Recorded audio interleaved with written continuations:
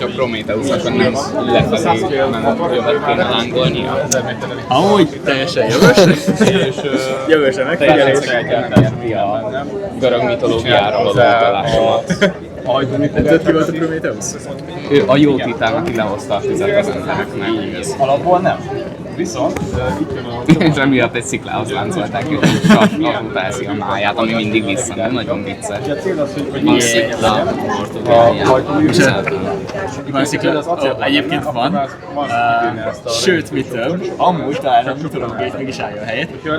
Az a Prometheus rakéták, ami repült Portugáliában, az még mindig ott van. Tehát, hogy azt nem találtuk meg ebből az indítás után. Szép. Szóval végül is van valami köze itt a mitológiának.